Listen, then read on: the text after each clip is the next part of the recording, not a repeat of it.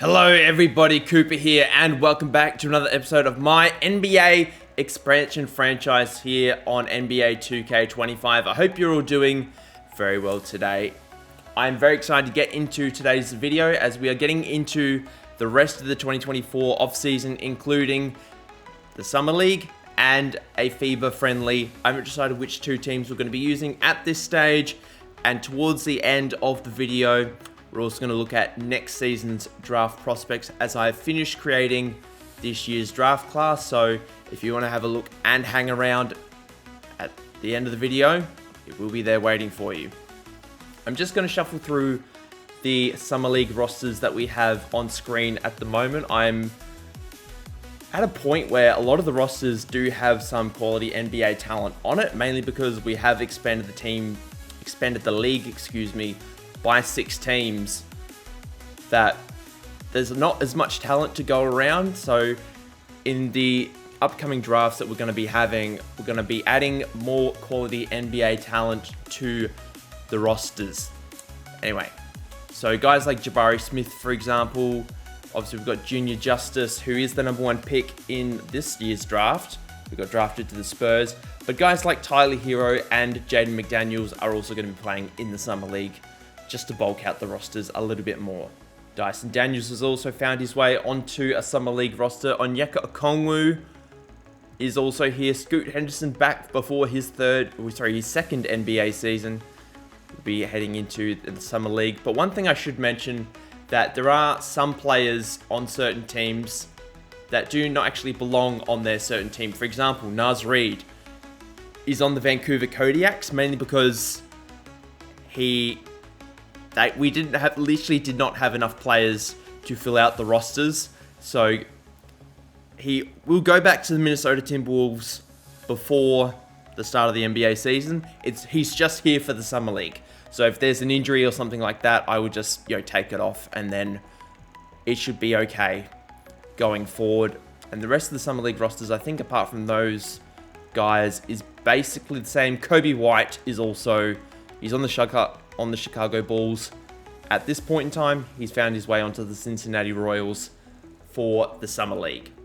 So how this is going to work, we're just going to simulate through the group stage of the Summer League. There is a whole bunch of games over the course of 4 or 5 days, I believe it is. So we're going to skip through these games until the playoff Summer League playoffs, and then we will watch the final, provide commentary over. Obviously, we're not going to be controlling the game. And then we'll also watch a FIBA friendly again. Not sure who's going to play, but we'll figure it out when we get there. After going through the group stage of the NBA Summer League, we can see that the Charlotte Hornets are leading the way. They do have the best record, but I'm ranking this based on Summer League points. I believe that's how the standings work. But if we have a look at their Summer League roster, they've got Blake Wesley, Trey Mann, Keontae Johnson, a few other guys. They've also got Mark Williams, who did sign an extension with them in the offseason. Donovan Clingan, I haven't looked at his stats, but I'm assuming he would have provided some good minutes as well. But yeah, teams like the Memphis Grizzlies, the New York Knicks. The Grizzlies, I'm not surprised that they're doing very well. Very high scoring, the Grizzlies, averaging about 120 odd points a game. Miami Heat also doing very well. The Denver Nuggets, the Bulls, the Lakers, I'm not surprised that they have not done very well. Some of the breakout stars from the G League so far have been guys like Bilal Coulibaly, who is averaging 25 points a game, which isn't too surprising. What is surprising that he's doing it in 15.7 minutes. So, I've kept the rotations in the Summer League pretty even. I don't want, a bunch of guys playing 40 minutes a game in the Summer League. So we just got, a lot of the starters only playing 10 to 15 minutes a game. And it's been more all about those role players getting a bit of time to really show off their skills. Guys like Delano Banton for the Pacers, averaging 20 a game as a 2-guard. Terrence Shannon Jr., who is currently a free agent, got drafted early in the second round. I believe it was by the Raptors. Might have even been with the first pick in the second round. Yes, it was. So he might find his way onto an NBA roster. But Pods, he's done really well. Cam Whitmore, done really well. AJ Dunston has proven to be very good for the Thunder in the 3 games he's played. In terms of the rebounding, there's no real standout shockers. The guys like Jabari Walker and Moses Brown are leading the rebounding off the bench, which is quite funny. But a lot of the guys that are quality starters, like Jalen Smith is leading the way, and Mo Bamba, Derek Lively. So real quality NBA talent here. Possibly my favorite thing that I have seen so far is Naz Reid shooting 70% from 3 on 7 attempts a game. I think that is quite funny. He's averaging, I don't actually know how many points he's averaging. He's averaging 24 a game in just over 16 minutes. But a lot of those points are coming via the 3-point line. So that is a positive sign for the Timberwolves going forward. Obviously, they traded Karl Anthony Towns in the trade period and free agency. So, Naz Reid could be a potential small ball 4. That could be the way to go. And here is the bracket for the mini NBA tournament here in the Summer League. As we can see in the top corner, Charlotte is the first seed after getting the most Summer League points. I apologize that the teams are a little bit small, but as we get further into the bracket, the team logos do grow in size. So I will be very excited to see which particular teams stand out. I dare say, usually how this works, how the Summer League tournament works, it's a 1-game elimination. Basically, if you win, you continue to lose, you're out. Very similar to the elimination draft tournament that we will be showcasing, or we've already showcased it in the first video of this series. But we're going to get into the next round of the NBA Summer League tournament, and there's going to be a whole lot of eliminations here. I'm just going to skip by them. Doesn't look like there's any major upsets, I think, so far. Milwaukee beat Cincinnati, who were the 8th seed. Milwaukee was seeded 25th. Orlando beat Sacramento, who were the 20th seed. Orlando with the 20th seed, Sacramento with 13th.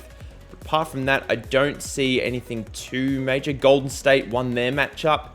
They beat the 3-seeded Knicks. So apart from that, no real major upsets.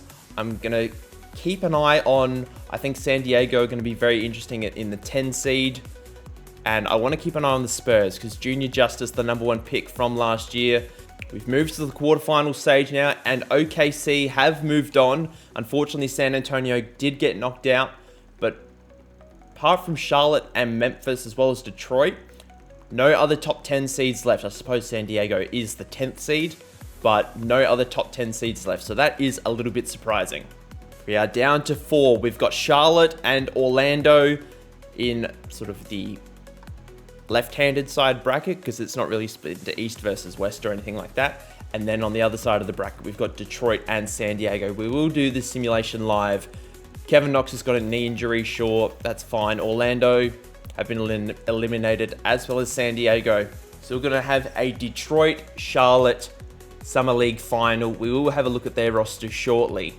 I really don't think that the Charlotte Hornets have the most overpowered roster in the world compared to some of the other Summer League rosters that I have seen. But having Mark Williams as your starting center does help, and obviously a top draft pick in Donovan Clingan. They've got Trey Mann, who is a good knockdown shooter. So they do have some quality talent. But when I look at the Pistons roster, an argument could be made that they are better positioned to win the Summer League. They've got Asar Thompson, they've got Jaden Ivey, Marcus Sasser, Simon Fontecchio, Isaiah Stewart, they've got their draft pick Ron Holland, they've got Kai Jones, who is a bit of a lunatic. But they've got a good roster. They're probably not as deep as the Charlotte Hornets, but I think this is going to be a really well-contested matchup. And I'm very excited to see the Summer League final play out. 2024 NBA Summer League final is here between Detroit and Charlotte. We've got the new 10-minute quarters, as is a custom with the FIBA rules that we have put in place to make it sort of similar to the World Game. We've got a few different players here. Blake Wesley driving to the basket, pulls up in the mid-range, knocks down the first bucket of the Summer League final. And this is going to be very sort of interesting for me to sort of commentate over the top of. Fontecchio drives to the rim, doesn't get the layup to go because unlike my Lakers GM series, I've got a whole league of names to remember. We've got Johnson there, kicks the ball to Mann. Who's that coming off the screen? I think that's Blake Wesley, it is. He gets another bucket, getting another easy layup inside. Jaden Ivey, we're looking to have a breakout third season in the NBA after sort of getting the really the coach's corner treatment by a former head coach, if I can think of his name, Monty Williams, as Mark Williams gets the foul on Kai Jones, former teammates on the Charlotte Hornets. He's going to go to the line for 2. After that offensive violation in the key by the by the Hornets, Sasser kicks the ball to Fontecchio, and he ties up the ball game with a 3. First field goal made by the Detroit Pistons today. As I think that's Terry Taylor with the ball, if I can remember correctly. Obviously, there are a lot of auto-generated players in the Summer League. As Jaden Ivey gets the strip, he's going to pull up in the break. No, he's going to drive to the basket. Gets blocked. Great defense there by the Charlotte Hornets. But yeah, I think the commentary will be a little bit smoother as I get further into the series. Obviously, there's a lot of players I'm not familiar with. As the Charlotte Hornets bomb a 3, I think that's one of those auto-generated players that knocked that down. Marcus Sasser comes off the screen, drives to the basket, gets caught. Jaden Ivey for 3, knocks it down again. It is raining 3s in the Summer League so far. It's been a very positive start, and that is a great find down into the paint as Mark Williams gets the easy 2. Isaiah Thompson sets the screen. That is an excellent find by Jaden Ivey. Thompson's going to have a very interesting sort of second season. I think his brother had the better season on the Rockets, but we're going to be experimenting with Thompson at the 4 this season. He probably spent the majority of his debut season at the 3. But I think if he can play sort of that undersized 4 behind OG Anunoby on the Pistons, I think it's going to be a very interesting campaign for him. As Blake Wesley pulls up in the mid-range, misses. Mark Williams gets the offensive rebound. Screen is set. Johnson gets the dish off, and he gets another bucket inside. Nothing really on. He slows the play down as Jaden Ivey guarding him on the perimeter. Tries to get by, can't quite do it. He needs to find a teammate, or is he going to go himself? Not long on the shot clock, puts up the left hook. Misses. Great defensive play by Jaden Ivey. And I think that's sort of the idea that they're trying to set in Detroit. A bit of the old sort of bad boy Pistons. That is, what a pass that was, as Mark Williams finds his way out of bounds. But each team, I think, over the course of this year is going to find sort of a new team identity. So the Pistons probably looking to go back to their roots as sort of the bad boy Pistons of back in the day with Isaiah Thomas, Joe Dumars, guys like Dennis Rodman. So I think, and the Pistons picking up OG Anunoby is a fantastic start of doing that. Obviously, Isaiah Thompson, a very capable defender. Kai Jones in the paint, drawing a bit of attention, and Thompson gets the layup. And the Charlotte Hornets, obviously, they've got Mark Williams at center. They picked up Donovan Clingan in the draft, but their main sort of core 4 guys, they've got LaMelo Ball, they've got Brandon Miller, and that's another excellent defensive play by the Pistons. But the Charlotte Hornets, their probably identity is a bit more leaning towards offense, having guys like Jordan Poole and Kyle Kuzma also on the roster, but they're also quite young, so they've got a lot of time to bring in pieces to try and compete for a championship. Jaden Ivey launches a 3 in the meantime, misses. Marcus Sasser gets the offensive rebound. And Isaiah Stewart is checked into the game for the first time. When I think about rebound, shooting, and defense, how can I forget about Isaiah Stewart? And Jaden Ivey goes up with the left hand, can't quite get it to go. Another rebound to Terry Taylor. Heading towards the end of the first quarter now. We've got a sideline ball. Detroit has the inbound. 11 seconds to go in the first. They're down by a point, excuse me. We've got a player driving to the rim. Can't get the layup to go. Moses Brown gets the rebound.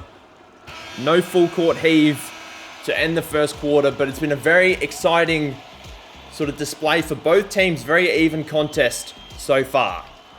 As Wade gets the rebound. He's going to bring the ball up the floor.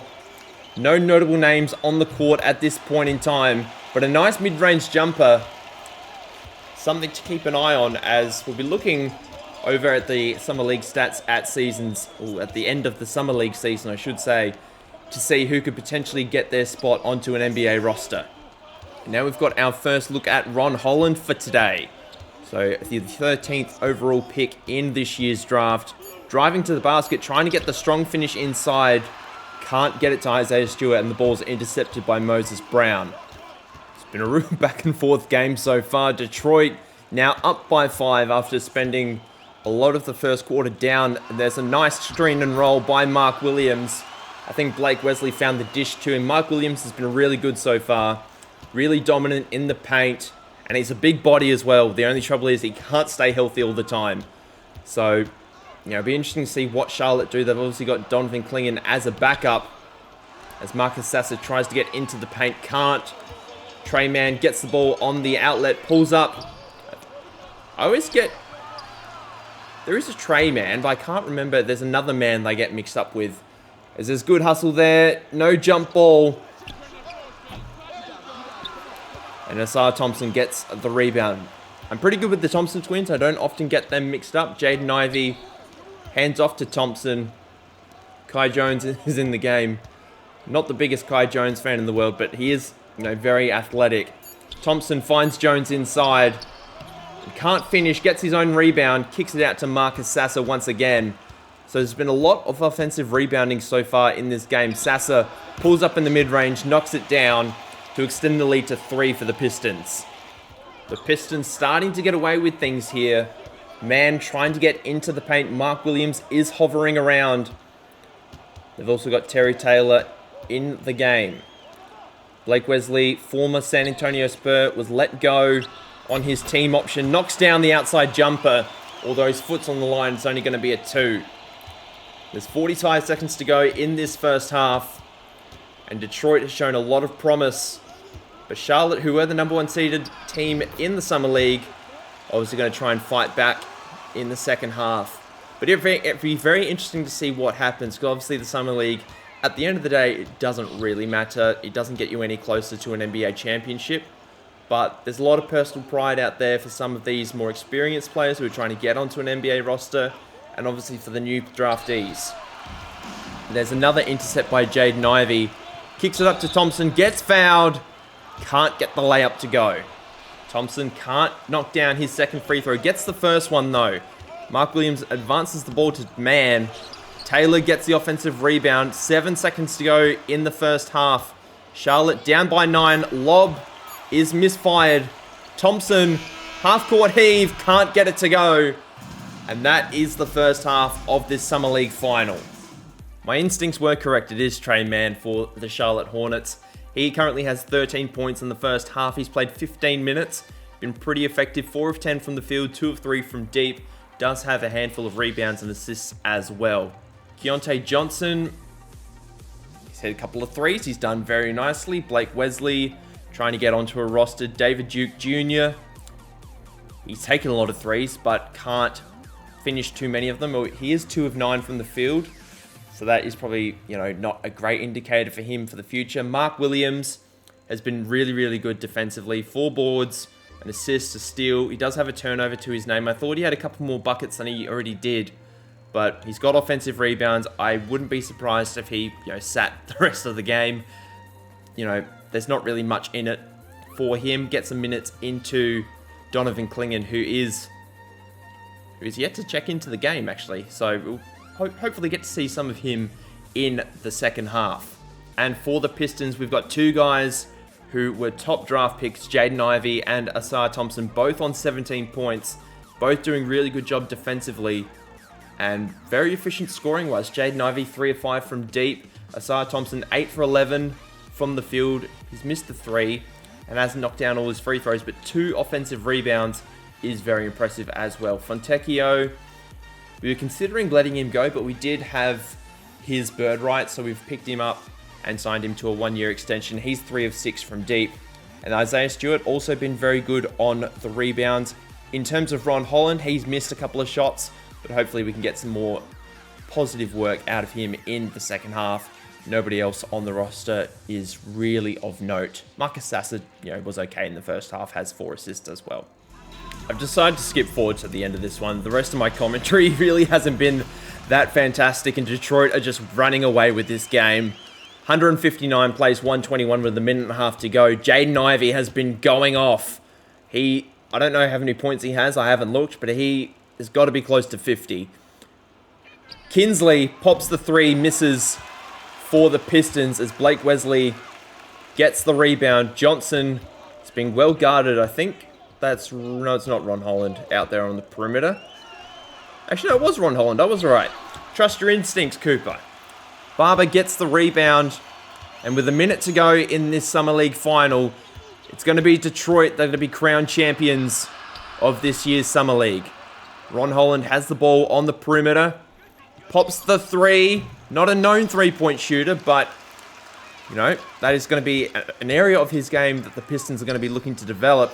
Mark Williams gets the dish inside. He gets another bucket to his name, just padding his stats in the last 30 seconds of the game. But what a performance by the Pistons. I think they were up 9 at halftime. We'll have a look at sort of the team stats. Ordinarily, I do a bit more of an emphasis on stats in my GM series, but I think just for a Summer League game, it's not going to be that big of a deal. As Kinsley can't get the shot to go at the end of the shot clock. And we've got the final run of things here. Detroit, 159 plays 123. I doubt they're going to go for another basket. It'd be hilarious if they do, because they really don't have to. But as I said, we haven't really looked at too many team stats. Blake Wesley does not hesitate. Actually, it was the Hornets that had the ball. That's why I was confused. I thought Detroit had the ball. Never mind. But what a result for the Hornets to finish the entire Summer League undefeated and then lose at the final hurdle. Detroit obviously did a very good job as well, winning the whole thing. And Ausar Thompson gets a nice highlight package there. But Jaden Ivey was exceptional. As I said, in 18 minutes...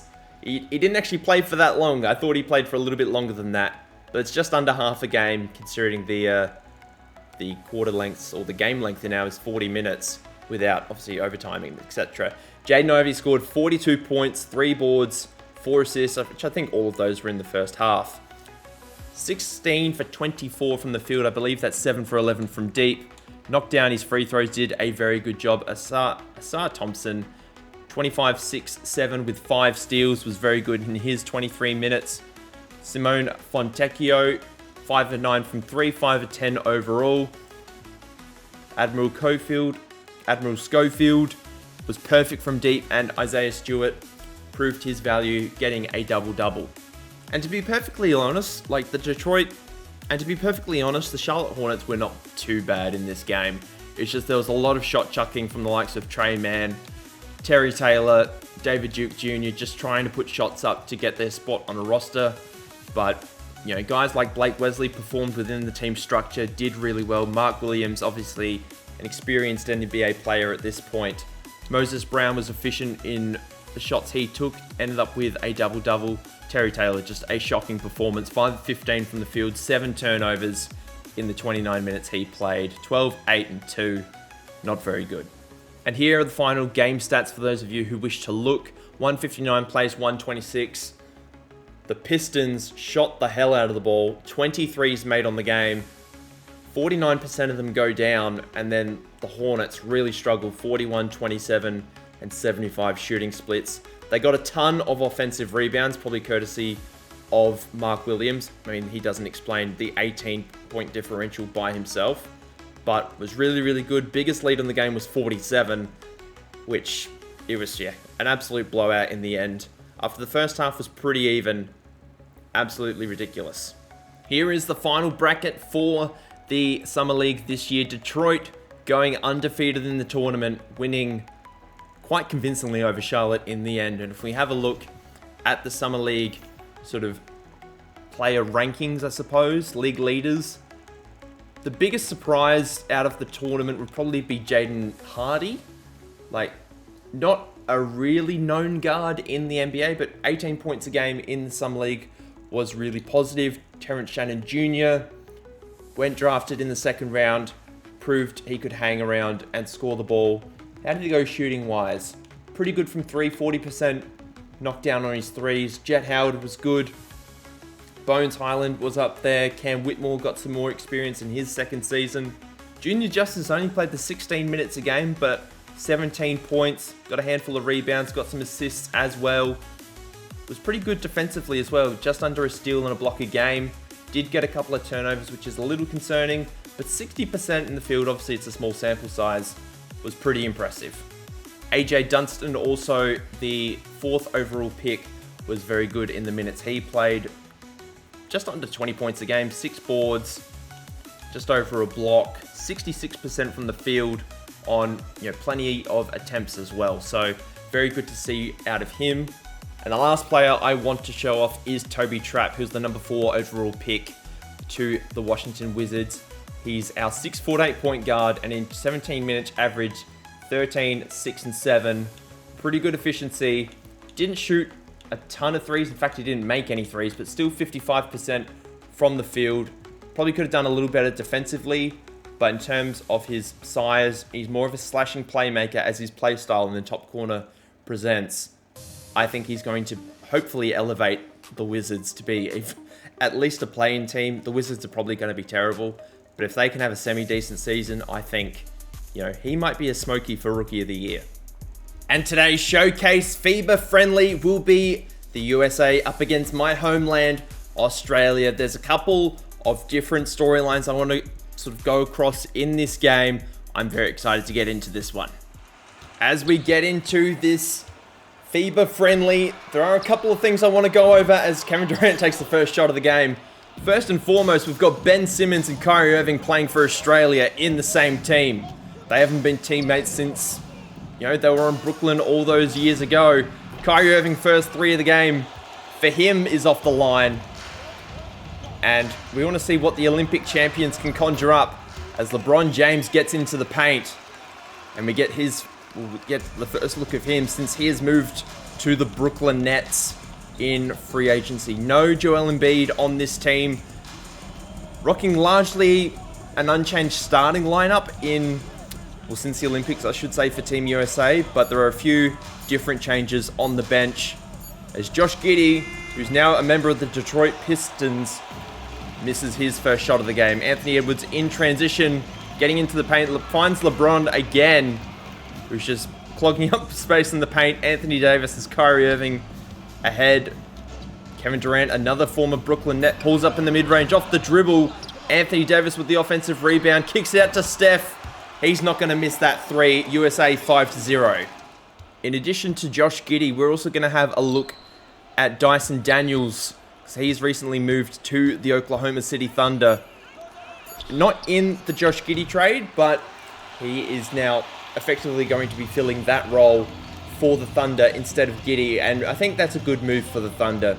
Giddey, for all his gifts, isn't a very good defender, whereas Daniels is. Whereas Daniels, over Giddey, he's probably not got the size that Giddey does as LeBron gets another bucket inside.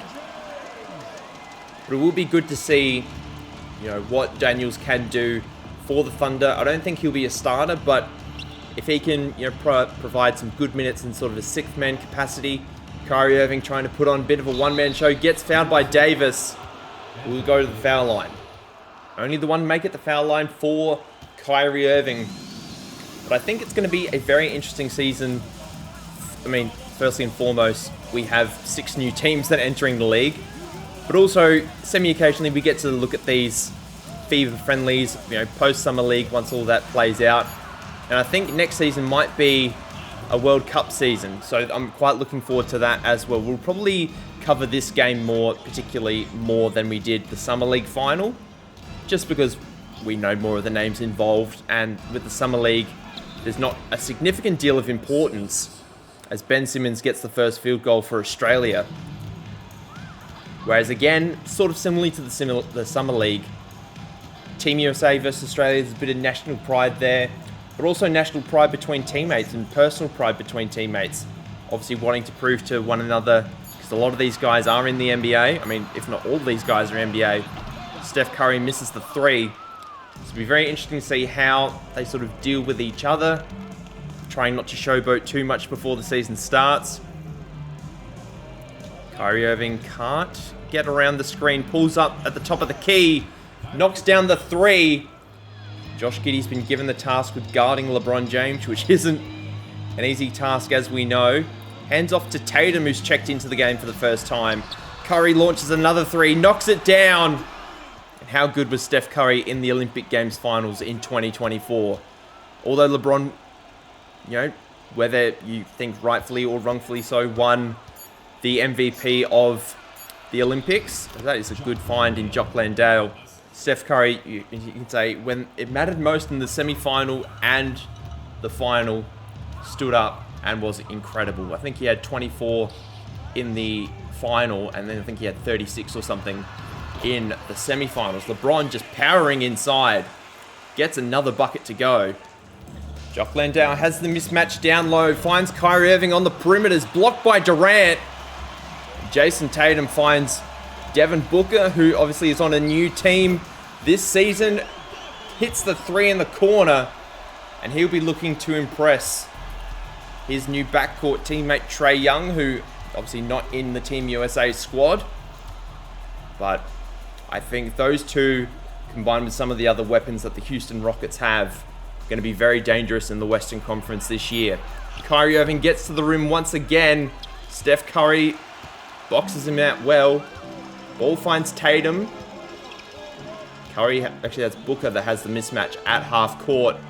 Curry's coming off the screen. He's going to launch another three. He is on fire so far. And I think Jock Landale, I think he got picked up in the expansion draft. Obviously signed a contract previously with the Houston Rockets, but I think he's with the Cincinnati, not Royals, the Cincinnati Lions. And there's another lob attempt to Ben Simmons. LeBron kicks it up the court, finds Booker in transition, fades away on the baseline, can't get it to go. Daniels secures the rebound. Fairly low scoring so far by the Australians. Obviously it's a tough matchup, but Team USA, even though there's only 2.5 minutes to go in the first, still scored 20 so far in the quarter as Kyrie launches a three for Australia. If it wasn't for Cade Cunningham, would probably be the starting point guard for the Detroit Pistons. But that remains to be not an issue, but obviously they're very similar players. Cade Cunningham, obviously the superior player.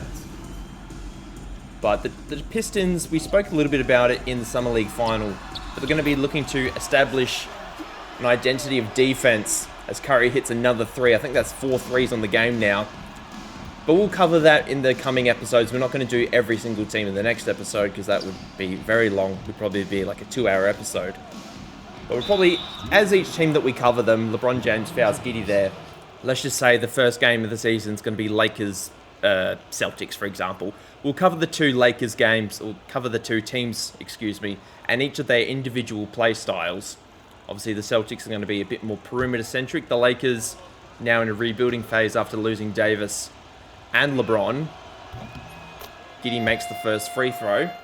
But basically how I'm going to approach the regular season is that I'm going to try and cover, obviously we've got 36 teams. I'm going to try to cover every single team at least once, at least one of their games once.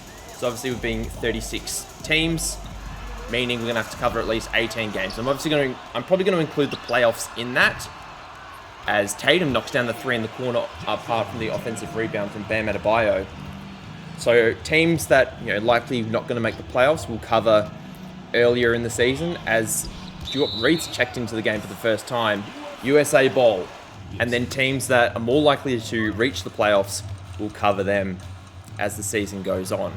And obviously any teams that I miss will obviously do little portions. I'm sure when there's a trade or so, we'll obviously cover that where it needs to be covered. We've got 30 odd seconds here to go for the end of the quarter. I saw Exum check into the game. Irving drives to the basket, gets blocked. Bam Adebayo pulls up at the foul line. Exum now gets the rebound. Former top 5 pick to the Utah Jazz. Career hasn't reached the heights we thought it would as Australians, but still a very capable NBA player as a rotation piece now after spending some time in Europe. And now we have the final possession of the quarter. Devin Booker, spin move on Exum, finds Bam Adebayo inside, and that is the end of the first quarter. 30 plays 16, as Team USA showing no rust from the Olympics. I tried to see in the quarter time break if Steve Kerr was coaching the USA team. Unfortunately, he isn't. It's just they grabbed some random guy to do it, unfortunately. But anyway, 5 seconds to go on the shot clock. Dante Exum pulls up, knocks down the mid-range jumper. And it's nice to see that with the rule changes that I implemented at the start of the season, such as the 20-second shot clock, have actually applied to the international player as well. So I'm just going to pretend that there was some sort of FIBA governing rule that all games ever played for basketball must be 10-minute quarters and the 20-second shot clock. And of course, without doubt, he does knock down both. And speaking of Kevin Durant, he's returning to New York. If you didn't watch the last episode, you wouldn't know that he is now a member of the New York Knicks after a big trade with the Phoenix Suns. Obviously, Phoenix traded away Devin Booker and Bradley Beal to sort of hit the reset button. Kyrie Irving pulls up in the mid-range, can't get it to go. But yeah, we've had a lot of... It's been the summer of change. Almost a great pass by Kevin Durant. But yeah, the summer of change has hit the NBA. Not every off-season in particular will be like the one we've just had. Obviously, we've had 6 new teams, meaning we've had to shuffle things around a little bit. As I was saying, the summer of change. There's been a lot of movement in the NBA so far this off-season, and as the years continued, Kevin Durant with a chase down block, and there's another offensive rebound to Josh Green. As time continues, it'll be very interesting to see how the expansion teams deal with things. I talked earlier about setting an identity, and no other teams, more so than the expansion teams, are looking to do that. Obviously, they have no history at this point in time.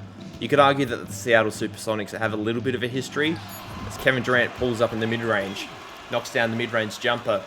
Kyrie is found, Juop sets the screen. Kyrie can't get around Edwards. Goes for a little floating shot, knocks it down. 7 in the first quarter. I reckon he's equaled that now this quarter. He's been really good so far. Bam Adebayo is found inside by Tatum. Can't finish at the foul line. Josh Green has a second foul. In terms of the offense for Australia, Kyrie Irving really backpacking at the moment. Takes the elbow jumper towards the end of the shot clock, misses again. But the game has still been competitive. It's only an 11-point game. But Team USA essentially have 2 different teams of international quality. They are a tough cover. You could arguably say they have 3 teams, because it's a roster of 15. Whereas Australia, they have a really solid 6 or 7 guys, but then the roster does tend to fall off a little bit as it goes down. Kyrie Irving with a deep 3. Misses again as LeBron James secures another rebound. Finds Booker on the outlet, drives to the rim, gets 2 more for the USA. After Kyrie Irving, a pair of free throws, Team USA is struggling to break the margin over 11 points. Bam Adebayo is found by KD down low. Steph Curry secures the rebound after the Kyrie Irving missed jumper. Anthony Edwards trying to get inside. Gets the strong finish. But one thing I should point out is that Ben Simmons relatively been a non-factor so far. We're sort of used to seeing him as a point guard, as some really good defense there by Bam Adebayo. But the fact he's playing power forward, really struggling without the ball in his hands all the time. Dyson Daniels, there's a double down low on Bam Adebayo, and Dyson Daniels picks up the foul. Made free throws by Bam Adebayo. And he's another player that it feels like a lot of the players on Team USA have found new homes this offseason. But yeah, Bam Adebayo got traded by Miami, who have also initiated the rebuild. He's now found a home on the Pelicans as Dante Exum takes the initiative and takes the 3 at the top of the key and hits it. The Pelicans, with the departure of Jonas Valanciunas, needed to find a new starting center, so they went out and secured a really good one as Curry uncharacteristically turns the ball over. Exum gets fouled, can't convert the N1. 5 to go on the shot clock. Tatum finds Edwards, gives it back to Tatum, he doesn't want it. Can't get the 3 to go, as the 20-second shot clock really moves the game around very quickly. I must say I am quite pleased with the change so far. Exum thought about the 3 in the corner. Daniels in the mid-range doesn't go for it. Now has Landale down low. Another shot clock violation. No, another miss for Australia though. And Bam Adebayo has his takeover. He's going to set a nice screen here. Almost got the screen and roll to go. He's working on Landale. Can't sort of move. Edwards has Dyson Daniels. Mid-range jumper, another miss. Back and forth game by Team USA and Australia on these last couple of possessions. Ben Simmons has the size advantage on Anthony Edwards, gets the handoff from Daniels. Just the trouble with Simmons is he doesn't have an outside jumper. Takes the midi, and as you can just see there, wide open. Just can't convert. As Anthony Edwards pulls up in transition, we finally get a score. Minute and a half to go in the first half. USA working up to a 15-point lead. Bam Adebayo with the and one. As Jock Landale fouls on that occasion. His first of the game. But Bam Adebayo, we had Anthony Davis starting at the center for Team USA. But he's worked into the game to take some minutes off of him. Unfortunately, couldn't hit the free throw. There's still a minute to go in this quarter. And in the first half, it should be said, Dante Exum, who's been pretty impressive in the limited minutes he's had as sort of the 6th and 7th man off the bench. Steph Curry forces him out to half court. Exum launches a bomb. Can't get it to go. And now Anthony Edwards running in transition gives it up to Curry, who Exum is trying to cover him very closely. Ball, speaking of Davis, works his way back around to LeBron. Finds Bam Adebayo. There's a mismatch. Curry's on the perimeter. You don't want to double in the paint when Curry's in the game. And that is 20-point lead for Team USA. 30 seconds to go in the first half. So I can't tell who. I think that's Josh Green seated on the scorer's table. I don't think he's going to have a chance to get in. Exum, ball swung around to Ben Simmons. Launches a three. Is fouled by Anthony Davis, who I don't know why he's jumping, because he does not have that kind of range. But Simmons is going to go to the foul line. And this is one of my great pleasures in life, watching Ben Simmons shoot free throws. Just really great. And I lied about Josh Green. He is going to check back into the game. Another missed free throw for Ben Simmons. He's 0 for 2 so far with 1 to go. Can he make at least one? Come on, son. You got this. Hey! Couldn't get one. Now, 1 shot to go. 1 shot clock to go in the quarter as Bam Adebayo gets the quick bucket, launches it to a 22-point lead in the first half. James gets lost on Josh Giddey, forces up a jumper, gets it to go at the halftime siren. It's a 20-point lead for Team USA. We're going to pick up the pace a bit here in the second half. First half stats for Team USA. And Steph Curry's been slinging it from 3, 5 of 6 from deep. He's been exceptional so far. Been getting a couple of assists as well. Bam Adebayo's not far behind. He's 4 of 5 from the field. 12 points on the game. He's been knocking down those free throws, getting absolutely hacked inside. Jason Tatum is next up with 7 points. LeBron, 6 and 6 so far, yet to miss a field goal. Could probably contribute a little more on the playmaking front, but not doing too bad as a total. And in turn for the Boomers, Kyrie Irving absolutely chucking it so far. 5 of 16 from the field, 2 of 7 from deep. He's knocking down his free throws, which is, all we can ask of him. But Ben Simmons, I gave him a bit of stick a little bit earlier, but he's actually 2 of 3 from the field, 4 boards, 2 assists. Josh Giddey, really quiet. Dante Exum has shown up in bits. Dyson Daniels has been good defensively, has a rebound and assist to his name. Josh Green, has got a couple of boards, that's about it. And the rest of the roster still pretty slim. Patty Mills in what could be his final appearance for Australia, yet to check into the game. So a little bit disappointing there. Hopefully we can get a Patty appearance in the second half. Beginning of the second half.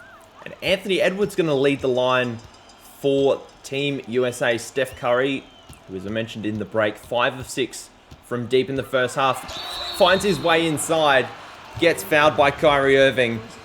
Obviously, those two have a lot of history matching up 3 times against each other in the NBA Finals. And Steph Curry going for his first point that's not a three-pointer. Knocks down his first free throw. And as I was saying, Kyrie Irving, obviously, 2016, knocked down that infamous shot over Steph Curry. Not that Steph Curry will mind, he has the 4 championships. But a lot of what could have been from those playoffs. I only watched Game 7 of the 2016 finals the other day. Me being a Cavs fan, I like to check in and watch it every now and again. I must say, as well as the Cavs are doing right now, I think we're 15-0 at the moment. I do miss having LeBron in the Cavs, and there's a small part of me that wants him to, you know, retire as a Cavalier. I don't think he will. I think he'll retire a Laker. But there's a small part of me that wishes he was still on the Cavs, but not to be, unfortunately. As Josh Giddey is really struggling to get by. Kevin Durant can't get the shot to go. LeBron, another rebound. And he can run in transition all day. He is a big body. As Steph comes up to the elbow extended, doesn't collect the ball. LeBron just chucks it from deep, can't get it to go. Anthony Davis can't secure the rebound. But those expansion teams, it's going to be a lot of fun when we cover those teams to dive into what their sort of future is going to look like and what sort of their first steps into this new world is going to look like and what sort of stories we can tell. As Steph gives it up to LeBron, happy to defer at this stage, collects it back, deep three, can't get it to go. But yeah, Philadelphia have done a really good job this offseason, acquiring a ton of talent. They got rid of Joel Embiid for a ton of draft picks. There's a foul, and we have an and one. Ben Simmons fouls Anthony Edwards, and Simmons is not happy as Edwards knocks down the free throw. Philadelphia, you know, a real chance at the championship in the Eastern Conference. We'll have a look at the early power rankings for the new season as well as the mock draft for our new prospects at the end of the video. And then we'll do a proper as the season develops. Good block there by Anthony Davis. And as I was saying, as the season develops, we'll do a proper sort of prospect sort of breakdown of who's to keep an eye out for, who, you know, might slide down the draft board, what sort of pros and cons for each of the major draft picks. But I think we're going to have a fun season in store. Another missed three by Kyrie Irving. Anthony Davis finds his former teammate, LeBron, who goes behind the back in transition. All his buckets coming from the paint, the bench. Got a little shot of the bench just there.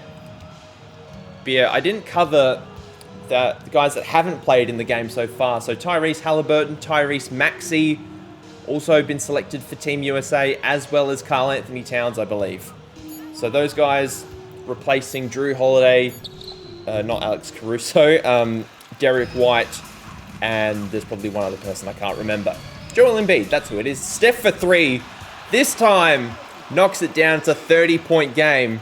And when I said Karl Anthony Towns before, I meant Jaren Jackson Jr. That was my mistake. I just caught a glimpse of Jaren Jackson Jr. on the bench. Because when I was changing around the numbers, the jersey numbers for... Did Ben Simmons just hit a three? Serious? Anyway. But when I was changing around the jersey numbers for the national teams, because I wanted them to be accurate, I noticed that Bam Adebayo and Jaren Jackson Jr. both wear number 13. Obviously, Jaren Jackson Jr. wasn't on the Olympic team, so I didn't have to worry about that too much. So I just gave him a number that was freed up by one of the other guys. As Kyrie Irving misses everything on that occasion. Kevin Durant trying to get inside, does on Josh Giddey. Guarded well by Steph. And another steal to LeBron James. The Americans are going to miss him when he's gone, as Curry lobs to Davis. Kyrie from deep. I didn't show it on camera, but he made his last three, let that one go. And LeBron just tunneling inside, as he does so often over his 22-year career. Another missed opportunity in the paint for the Australians. Davis hands off to Curry, who's got his takeover, finds Durant, pulls up for three, knocks it down. Australia guarding USA very well in this possession. Durant inside the three-point line, knocks down the jumper. Obviously, it's been well discussed, but he is one of the great mid-range shooters of all time. One of the great shooters of all time, has to be said. And the NBA and Team USA, is, along with Steph Curry, LeBron James, sort of the elder statesmen of the team, are going to miss those veteran guys whenever that next tournament is. Durant gets fouled. No, he doesn't get fouled, but gets the bucket to go. Has 11 in the quarter, 15 on the game. Now it's 45 seconds to go in the quarter. And we're now out to a 36-point lead. LeBron tries to guard Ben Simmons, who goes up and under very nicely with the reverse layup. Kevin Durant just on fire right now. Hits another three, and we've got you'd think one possession to go in this quarter. Kyrie Irving likely going to take it. He is absolutely gassed. He finds Dyson Daniels on the perimeter. Goes inside. Can't get it to go. Edwards secures the rebound. And it's a 37-point game at three-quarter time. Well, we've started the fourth quarter strong. Couple of free throws at each end. And Tyrese Halliburton's checked in for the first time today. I'm not sure which one of them is playing the two guard between him and Jalen Brunson. Devin Booker is also out there. So he might be playing the three. I don't really know what's happening for the US at the moment. It's a bit of a weird lineup. But we might be stretching towards a 40-point margin if, the things aren't careful between Australia and US. Halliburton throws the lob. It gets intercepted. But this game so far, if you look up the definition of hero ball in the dictionary, you'll find a picture of this version of Kyrie Irving. He has been absolutely chucking it like nobody's business. Gets swatted by Bam Adebayo. Just a really tricky layup. Gets dealt with. Adebayo finds Halliburton. He's trying to get by Josh Green. Goes up with a reverse layup. Gets his first shot to go. And one thing I will say, with the custom draft classes I will be implementing into this series, I'm going to try and get as much representation between nations that play in these FIBA qualifiers as much as I can. So, guys from the Philippines, for example, there might be a couple of Greek players in the draft. There's always going to be international players in the NBA, but specifically more of those nations in particular, just to try and round out the international complexity of the series a little bit more and make it a bit more of a challenge for Team USA. Not that I think it will be particularly challenging for a couple of years, as, the rookies often start off at quite a low rating. Bam Adebayo gets inside in the meantime, can't get it to go. But I think I want to have a bit more of a well-rounded international flavour for some of these FIBA tournaments and qualifiers. As Dior Ruth launches a three, I think he's found his way onto an expansion team as well, now that I think of it. So, Australia has a thing with expansion centers, apparently. Devin Booker gets the double screen from Bam Adebayo, and Tyrese Halliburton launches the three, misses. Adebayo had a layup, didn't take it. Kicks the ball out after the offensive rebound, finds Booker again, who this time hits the three. It's a 45-point game. We've still got 5 minutes to go. Josh Giddey's knocked down both of his free throws, and still, it's a 39-point game now, and make that a 42-point game as Tyrese Halliburton kicks up the 100 for Team USA. But after mounting a little bit of a comeback, Australia, didn't, get too far, but they're still down 42, and, cue that meme of whatever the announcer was with Chris Paul and Phoenix. That was hilarious. As Kyrie Irving, I don't know how many buzzer beaters he has attempted this game, but it has been a little ugly for him. As Bam Adebayo has the mismatch on Kyrie Irving. Jalen Brunson trying to get inside, does really well, and gets the finish over the taller Jock Landale. And Devin Booker taking his defensive duties very seriously on Josh Giddey, who launches a three, not a known three-point shooter, misses on this occasion. And Jalen Brunson slowing the game down, finds Halliburton in the corner. But yeah, I wouldn't mind seeing some Jaren Jackson Jr. We haven't seen any of him yet. Tyrese Maxey also sitting out at this stage. Tatum finishes strong on the inside. He's picked up a couple of buckets in the second half, has 13 on the game now. But I believe Steph is leading the way for the Americans as Josh Giddey getting inside, guarded by Booker. Finds Dyson Daniels in the corner. Jock Landale coming to set a screen. Daniels takes the three. And the Thunder will be excited about that. If he can extend his game to the three-point line, they are going to be much better off this season. He's going to hand off to Giddey. He does. He has space, decides to go inside, finds Landale again, gives it up to Kyrie, who has the tough Jason Tatum cover. Former teammates on the Celtics all those years ago. Jock Landale, long two, knocks it down. Haven't seen too many jumpers from him today, but that was a nice shot. We're into the final 40 seconds here. I don't think we're going to see Patty Mills. He's done an excellent job warming the bench today. Tatum covered by Ben Simmons. Finds Booker, top of the key, knocks down another three. He's had a few from that position. Just over a 7-second difference between shot and game clock. As Maxey, he's on the sideline. He's wanting to get in the game. I don't know if he's going to have a shot. If there's a foul here, there might be an opportunity, but I don't think there's going to be the case. Halliburton's just going to dribble the ball out here as a very comprehensive victory for Team USA. 111 plays 69 in this FIBA International Friendly. Steph Curry is your 2K player of the game. Had 5 threes in the first half, and I'm not exactly sure how many he added in the second half.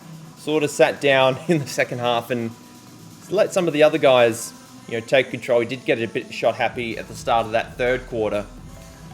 But if we have a look at the box score, 20 points on the game, 6 threes in total. 20 and 8 was very, very good in the 24 minutes he played. Kevin Durant led the way in minutes for Team USA. 7 of 10 on the game. 2 for 4 from deep, 18 points, 3 boards, 2 assists, 2 blocks. Bam Adebayo was really good this game. Had a really good game. 18, 14, 5, 1 steal, 3 blocks. Almost perfect from the field. Anthony Davis started at center, but only played the 14 minutes. Tatum was pretty good in the second half. Devin Booker hit a handful of threes. LeBron ended up 5 of 7 from the field. Almost got a double-double in the minutes he played. Unfortunately, we didn't get to see any Tyrese Maxey or Jaren Jackson Jr., but there is always the next tournament. And for Australia, Kyrie Irving, 36 minutes in a 40-minute game is a little outrageous. 24 points, 8 for 32 shooting from the field, 2 of 11 from deep, 6 of 8 from the foul line. His plus-minus was 38, and he's responsible for 26 points. Only had the 1 assist, and the only other double-digit scorer was Josh Giddey. So try and process that. It's a little gross, but as I said, hero ball. That's the face of it. And here are your final stats for the game. Pretty in favor of Team USA, has to be said. Offensive rebounds and steals went to the Australians, and they had less fouls, if that's something to be impressed by. Team USA essentially had a 60-50-90 shooting split game. Australia only shot 36% from the field and 29% on threes. They did get to the free throw line more, but that, is something.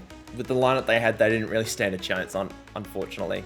After the completion of our FIBA friendly portion of the video, All-Star, have a look at this. I haven't even planned this. It's in Las Vegas. How appropriate for the first All-Star location of the series. Can we actually change it to the other... we can change it to the other expansion locations. That's quite fun. But anyway, it's going to be in Las Vegas this year. The 2025 All-Star Game is going to be in Las Vegas. Draft classes, as I've mentioned many times before, I'm going to use a custom draft class. I'm not going to show the name of it just yet, but I will be putting it up to download at a later date. And here we are, arrived at the start of the next season. Chris Paul is asking for a retirement tour. That is fine. We won't override his retirement. If there are certain players that want to retire, I will override certain players. But Chris Paul, he's 39 years old, for God's sake, and he's sort of on the end of it, unlike LeBron James, who could probably go for another 5 years at this point. But we are here at the start of the brand new season. We've got a few games. We've got a lot of games to get through. 82 of them for each team. Obviously, we're not going to play every single one of those games because quick maths, what's 82 times 36? I am not doing that maths.